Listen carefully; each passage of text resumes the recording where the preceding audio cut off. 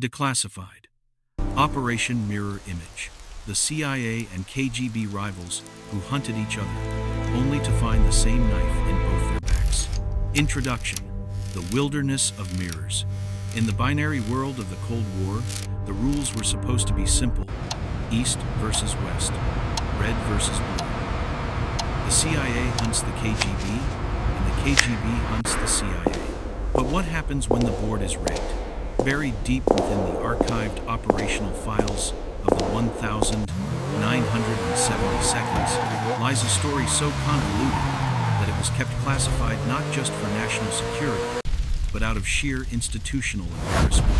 It is the story of two men, titans of their respective agencies, who spent 5 years trying to kill each other across the cobblestone streets of Europe. They were the perfect opposites. They were the mirror image of one another. But as the dust settles on these declassified documents, a horrifying truth emerges.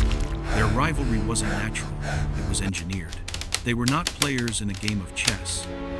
They were gladiators, thrown into a pit by a third party, a shadow figure who sat in the high offices of intelligence, pulling the strings of both Washington and Moscow. This is the anatomy of the ultimate betrayal. File number 01. The Hunter and the Prey. To understand the tragedy, we must first understand the combatants. The files refer to them by their operational cryptonyms. The American, Agent ORION. Affiliation, CIA. Clandestine service. Profile. Ivy League educated, but street lethal. ORION was the CIA's fixer in Western Europe. He didn't just recruit spies. He dismantled Soviet networks.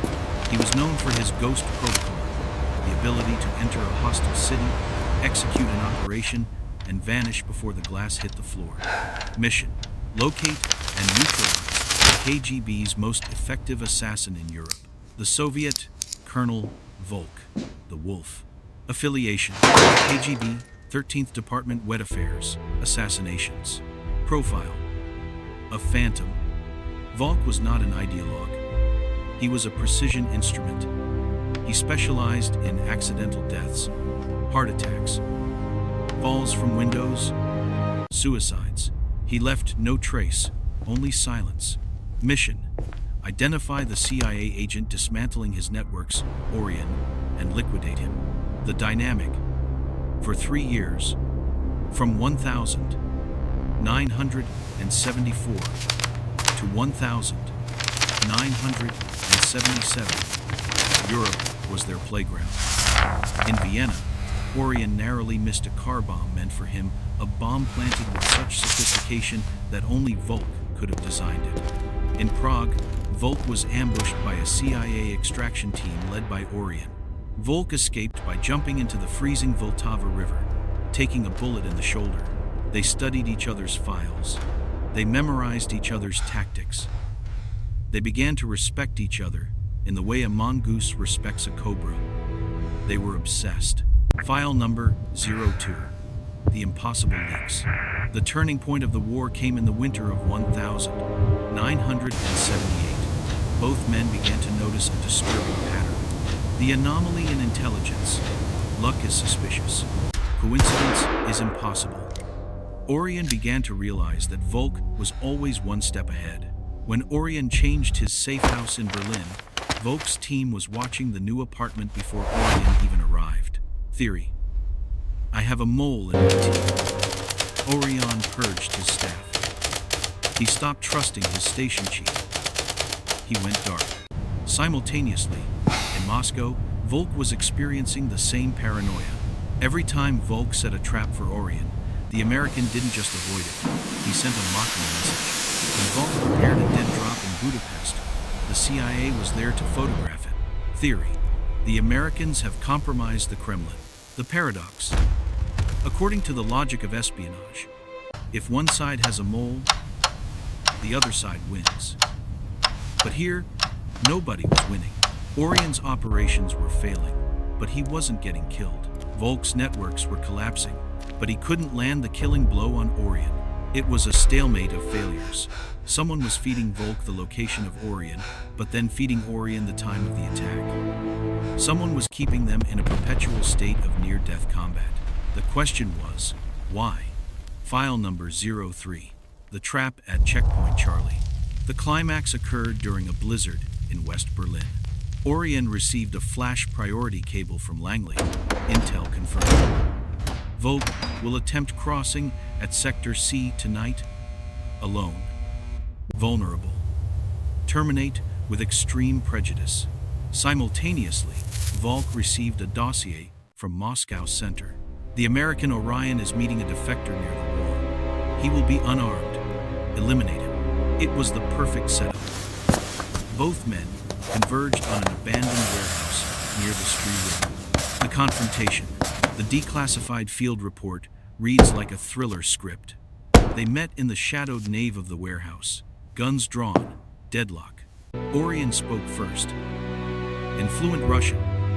Who sold you out, Wolf? You're walking into a firing squad. VOLK replied. His aim steady. I was told you were unarmed. Who lied to you, American? In that split second, the adrenaline faded, replaced by the cold chill of realization. ORION had been sent to kill VOLK. VOLK had been sent to kill ORION, but neither had backup. No extraction teams, no witnesses. If they fired, they would both die. A perfect double kill.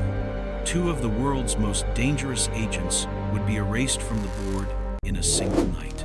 They lowered their weapons. For the first time in 5 years, they didn't fight. They compared notes. ORION showed VOLK his orders, signed by Control. VOLK showed ORION his orders, signed by Directorate S. But when they looked at the source code of the intelligence, the raw data that led to the orders, they found the fingerprint, the phrasing, the time-stamping, the specific encryption error. The orders came from the same typewriter. File number 04. The Puppet Master revealed. The man playing them was not a Russian. He was not an American. He was a legend known only as Gemini. The profile of a supermole Gemini was a high-ranking intelligence broker embedded deep within NATO's intelligence sharing committee. He had clearance to view CIA operations. He had been recruited by the KGB years prior, giving him access to Moscow's requests. But Gemini wasn't loyal to the KGB either. He was running his own private enterprise, The Scheme. Gemini was selling protection to organized crime syndicates and arms dealers in Europe. When the CIA, ORION, got too close to an arms ring, Gemini would tip off the KGB, VOLK, that ORION was a threat to Soviet security, sending the assassin to disrupt the investigation.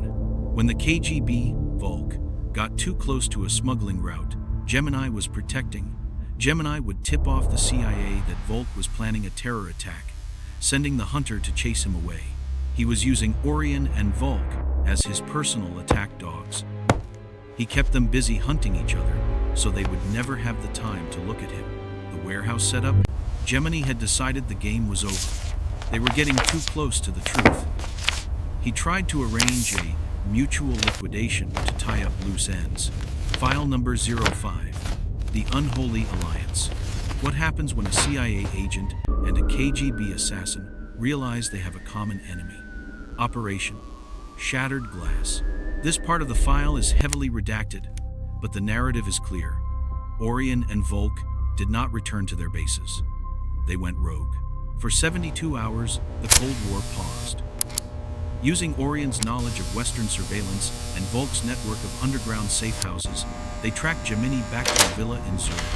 The execution. There was no trial. There was no arrest report. The official police report in Zurich lists a gas leak explosion that destroyed the villa of a prominent NATO consultant. Inside the ruins, investigators found a safe. It was empty, except for 2 items left deliberately on the metal shelf. A standard-issue CIA bullet casing, an unfiltered Soviet cigarette butt, a calling card, a message to both Langley and Moscow. We know, and we are finished. Conclusion. The Ghosts of Europe. After the Zurich incident, both ORION and VOLK vanished.